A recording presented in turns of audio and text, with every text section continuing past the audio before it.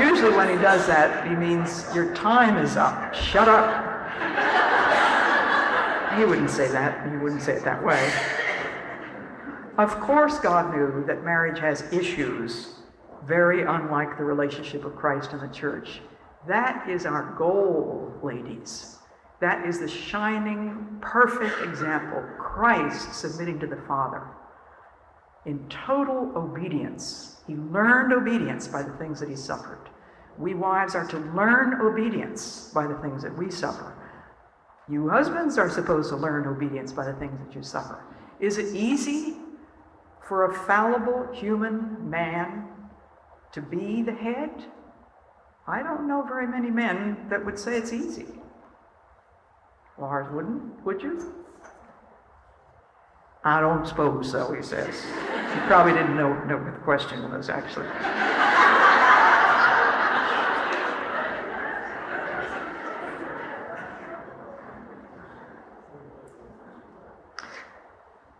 Do you think the call to be a missionary was more in 10 to 20 years ago than it is today? No. I think it might have been in 40 or 50 years ago more than it is today.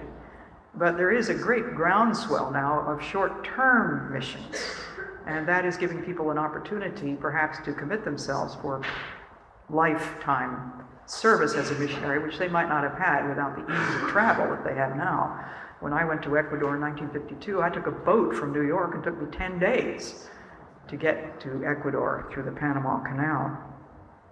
And in those days, any missionary that went to the field knew that they would be there for at least 5 years. There would be no coming back for somebody's wedding or for Christmas. We just knew that it was 5 years minimum. Some mission boards said 7 years before you get a furlough. So things have changed dramatically, primarily because of transportation and communication. But there are some wonderful results of that people now have the opportunity to see needs that they would not otherwise have seen. Did you find it difficult to remain in Ecuador with the people who had just put your husband to death? The difficulty never crossed my mind because I was left alone on my jungle station and I never thought of leaving. I was assuming that I would remain with the Quichuas, not imagining that God would call me to go to the Aucas a couple of years later. This is a hot topic, so don't bother with it if you don't feel like being on the hot seat. I don't know if this church has women deacons, by the way. What do you think about women deacons or elders? Actually, as Phoebe was a deaconess. And why do some people so desperately want women to be deacons? Well, I see nothing wrong with being deaconesses. I don't know why anybody would want to use the masculine term, deacon. But it simply means a servant. The deacons were people who turned off the lights and swept the floor and did the dirty work in the church. So if you are ambitious to be a deaconess, it seems to me it's perfectly legitimate. But when women think that that may be a foot in the door so that they can start running the church a little bit more completely, that of course is dangerous. And anytime we women are lusting for a position that God has not assigned to us, for example, being the head of our husbands or something like that, we're in a very dangerous position. This is just a comment, not a question. But for this I have Jesus made me think of something I read recently about God telling Moses he was I am. God says to us, I am your life, I am your strength, I am your refuge, your wisdom, your comforter, guide, whatever we need, Savior, Father, friend, beloved, shepherd, love, and way. Thank you for that. I loved hearing you read the story, The Little Woman, The Small Woman was the title, by Gladys Aylward on the radio. There were so many evidences of God's provisions. Why do so few of us see the kinds of miracles that Gladys Aylward saw? What is the name of the hymn that your brother remembered at the burlesque house? Oh Jesus, I Have Promised is the title. Your radio program is such a blessing to me. Thank you. I guess that the reason so few of us see the kinds of miracles that Gladys saw is that we're not paying attention a lot of the time. We just simply overlook what we would like to call miracles. We're not in tune with what God is actually doing. I certainly never dreamed that by taking 2 seminary students into my house after my second husband died, that one of them would be my husband. That's how I met this man sitting on the front row. He rented a room in my house. You just don't know what God may do out of a thing, so I certainly was not thinking of any such thing.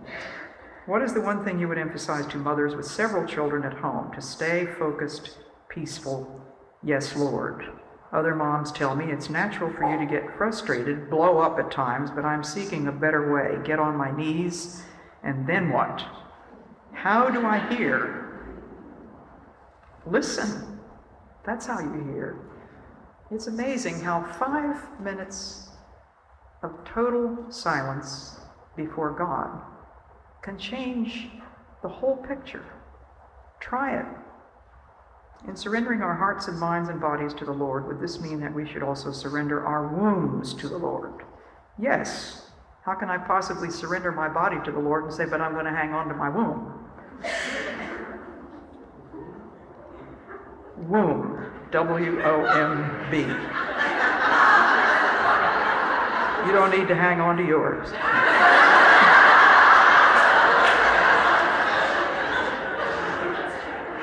Yes, Lars thought the word was wound. And people do hang on to wounds, don't they? They cherish them. They chew over this bitterness. But I presume that what this person means is, must I have all the children it's biologically possible to produce? Is that what God is going to do to me if I give him my womb?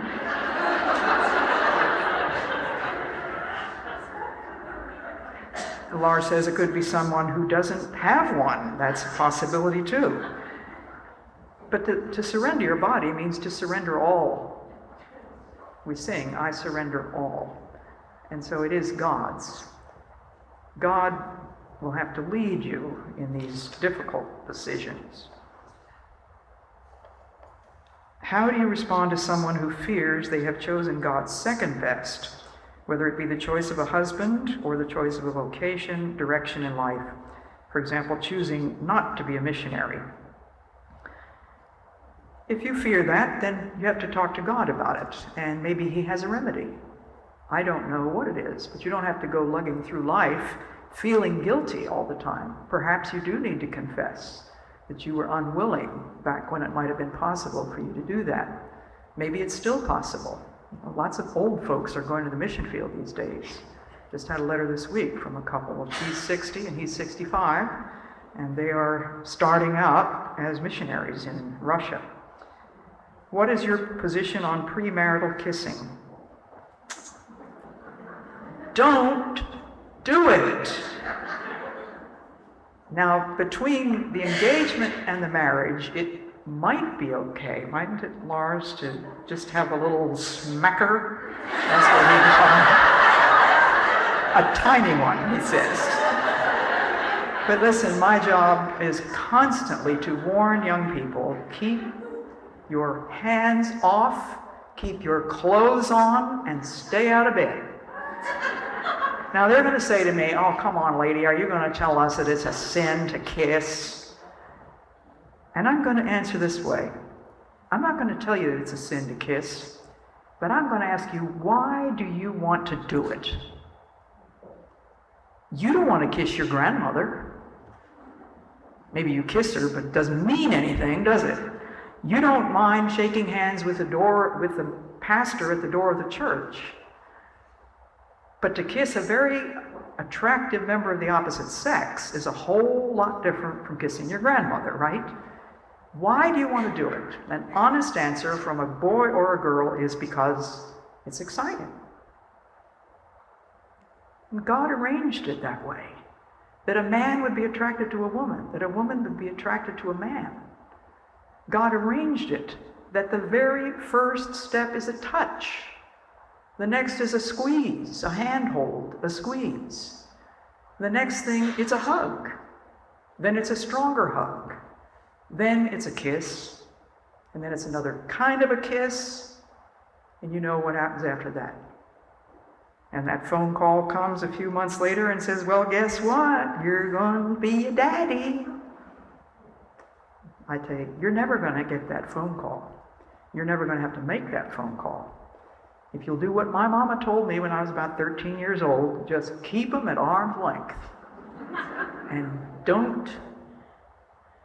What's the rest of it? Don't chase boys. That's what she said.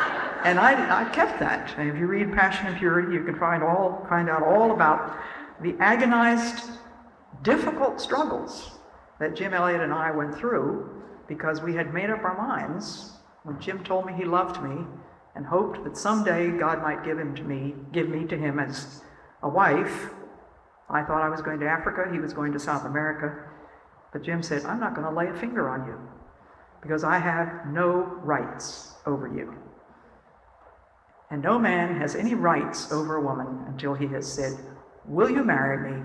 And she has said yes. And the rights are still extremely limited. And I've had a number of wonderful letters from women who tell me that they never kissed until they were at the altar during the marriage ceremony, and how thankful they are that God enabled them to maintain that purity.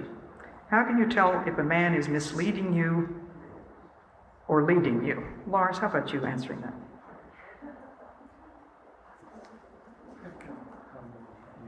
And then put the rest of them down.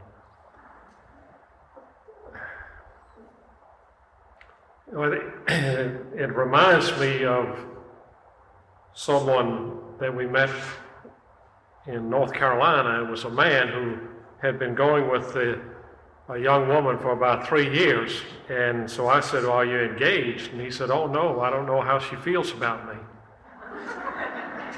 Well, I said, there's a very simple answer to that. I said, you make one statement and you ask one question.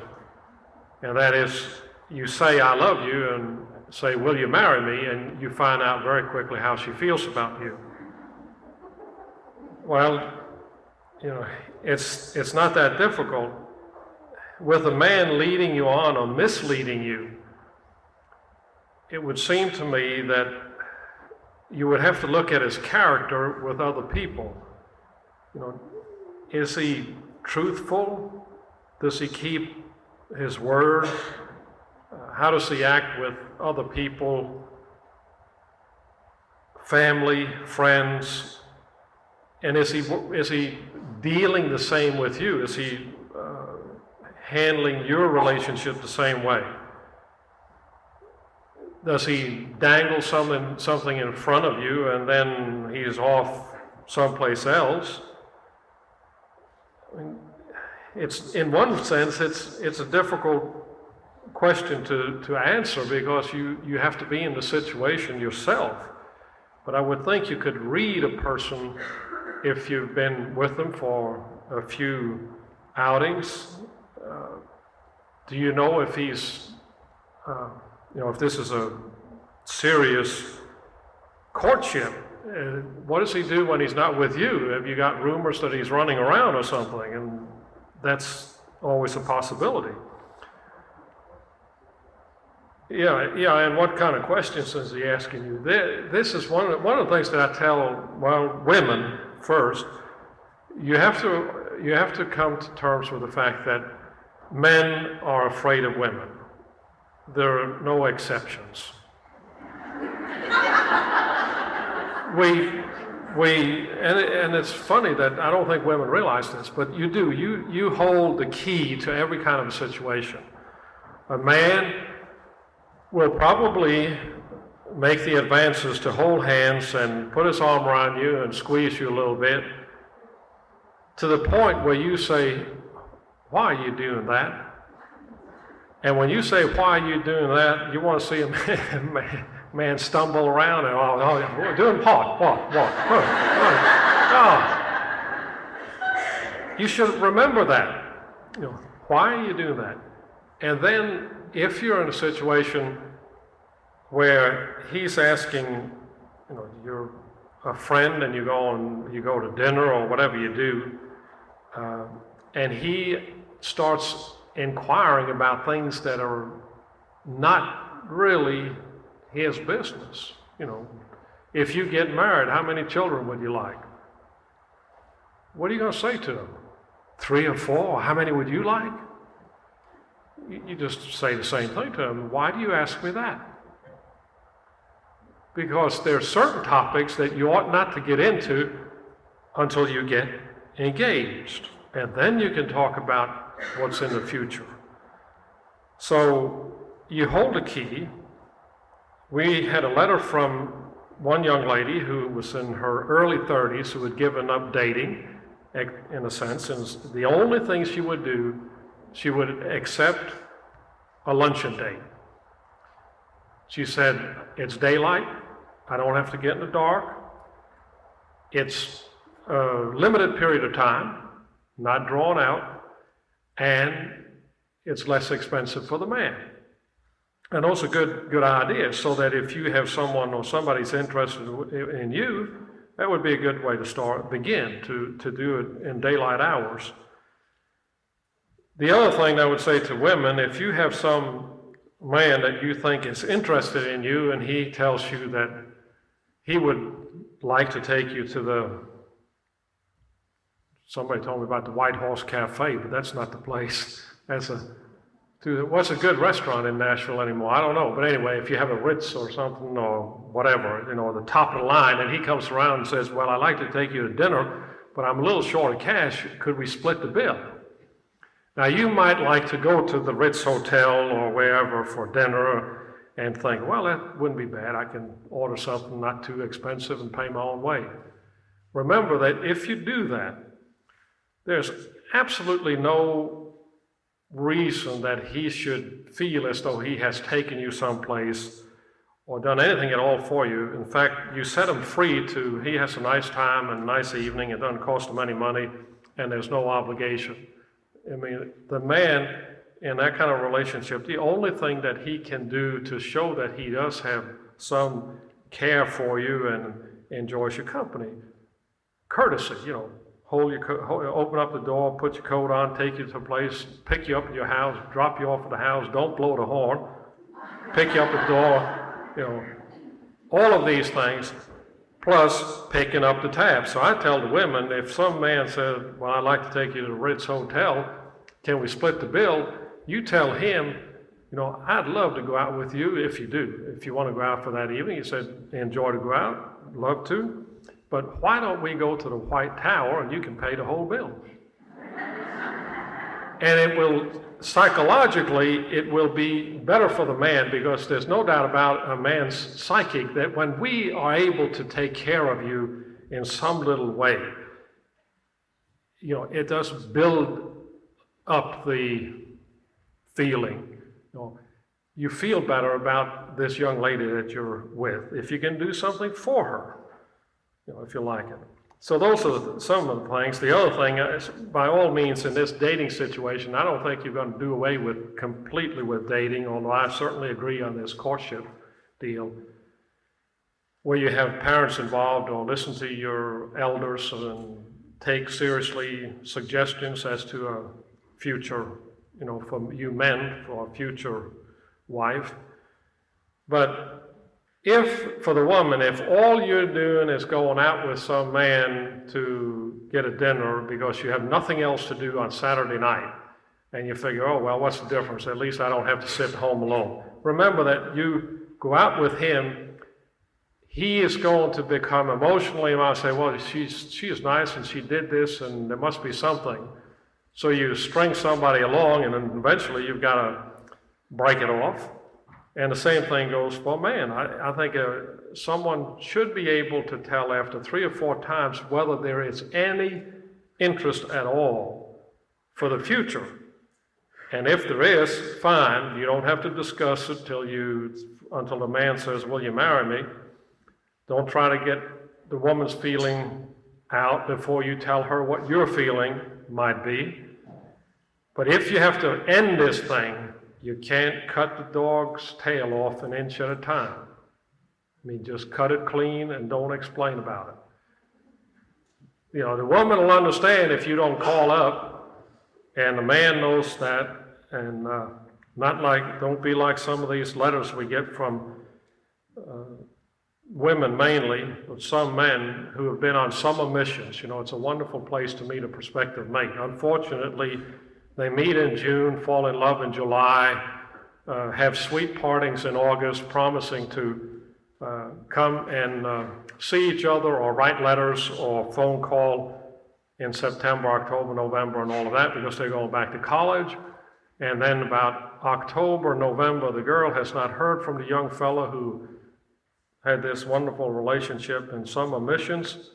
And so she gets concerned about him and hadn't heard for about 3 or 4 months, and says, well, you know, I wonder if he's sick. I better write him a little note. So she writes him a note, doesn't hear anything. And then she realizes that, well, the reason he didn't write is that he has 2 broken arms. I better call him. And so finally she tracks him down and calls him, and he's kind of distant. Then they write to us and say, I can't understand what happened. Well, those things happen with some regularity. So if you could just get straight with relationships and work it, you know, above board and without trying to read each other and all of that, I think you'll be able to see whether a man is leading or misleading you. Don't swallow everything hook, line, and sinker till you know the person a little bit. Do you have any more? I've shot the whole thing. You've got 3 questions? Okay, we got 3 more questions. If y'all can just, if you have to leave, we understand. We're 10 minutes beyond 2 o'clock. So you finished that. There was something I wanted to look at in here. Let me just add to what Lars said. My father told my 4 brothers, don't ever tell a woman you love her until you are ready to say, will you marry me? And I think all 4 of my brothers kept that rule. I mean, it's just absolutely unconscionable for men to tell women that they love them, or, oh, you're just the most wonderful woman I've ever met, and you've got everything that I'm looking for in a wife, and then they just fade off into the sunset. I mean, we hear letters, piles of letters like this. It's absolutely wrong. Don't let them do it. As Lars said, if they say something like that, just say, well, why are you telling me this? Why do you ask? It's none of their business until they're ready to say, I love you, will you marry me? The other thing that I would suggest, in addition to what Lars said about communication, tell the guy, if he wants to talk to you when you're on 2 different sides of the continent, tell him to write letters. Not email, not phone calls, letters. And if you don't get a letter from him, he's not serious. Because men hate to write letters. But I have, in my trunk in the attic, I've got all Jim Elliot's letters and all Addison Leach's letters, and I'll tell you, they're worth publication. But they're not going to be published. That's right. The point I meant to make, when Lars is making it clearer, they're going to say all kinds of sweet nothings on the phone. They're going to keep you on the phone 2 or 3 or 4 hours. I hear this, you know, I learned this from these letters. But if you say, don't tell me anymore, just write it down, you're probably not going to hear from them again. And that'll give you an idea whether they're serious. They've got to know that you're serious about requiring this of them. Would you mind commenting on any times of vulnerability in the midst of grief and the warfare experienced? Well, that is a very big question, which of course would take a long time to answer. I have written A Path Through Suffering and The Path of Loneliness. In both of those books, I have told about both things. Of course, having lost 2 husbands, I learned some lessons through those, but it would take too long to answer them. I have heard from friends that you suggest a method of teaching your children to sit through church at an early age. Could you discuss this? In my newsletter, I have a wonderful little paragraph sent to me by a woman telling me specifically how she taught her children to sit quietly. And if you want to send me a self-addressed stamped envelope, I would be happy to send you that little piece just about teaching children to rest. That's the way she put it. But just briefly, we sat through church because there was no such thing as children's church when I was growing up. As I told you, there were 6 children in our family, and there was a span of 16 years between the oldest and the youngest. We all sat in the pew at any age whatsoever except under 1 year old. I think in that church there was what they called the cradle roll or something, and it was just the babies that were still less than a year old. But from the time they were a year old and on up, of course, we all sat still in church. Now, you're not going to be able to teach your children to sit still in church if you have not taught them to sit still at the table. If you let your children get up and down from the table, they're out of control. In our home, we were never allowed to leave the table without permission. If we needed another glass of milk, we had to get permission. And of course, if we wanted to be excused before the adult conversation finished, we had to ask. So you've got to teach your children to sit quietly at the table. We had to sit quietly in the car. There were no seat belts in those days. And we had to sit quietly during family prayers. It's entirely doable. You simply have to tell your children, this is what we do now, and this is the way we do it. And my parents were very calm, very simple, very cheerful about it, and we could like it or lump it, but we were going to have to do it. And I think it's a wonderful thing for children to sit in the pews. Now you say, oh, well, they're not going to get anything out of it. I just want to know, how much do you think they get out of children's church? You know, they may come home with some papers that they've colored or some little stupid thing that they made that you don't know what to do with when they get home. It's just a way of play. It's not really teaching them anything very useful. I think that it's far more useful to teach them to sit still and to be respectful and to listen. Lars and I were in a church in New Jersey where there were dozens, perhaps 100 small children in the service. There was perfect quiet, and the sermon lasted 1 solid hour. And as we were leaving the church, there was a family in front of us with several small children, and I tapped the lady on the shoulder and I said, how do you do it? And she said, do what? And I said, you have such order in this church. We've never seen children so well taught. She said, it's taught from the pulpit. She said, we learn in this church that it is possible to teach children to sit still. Are you still involved at Wheaton College in any way? How has it changed since you were a student there?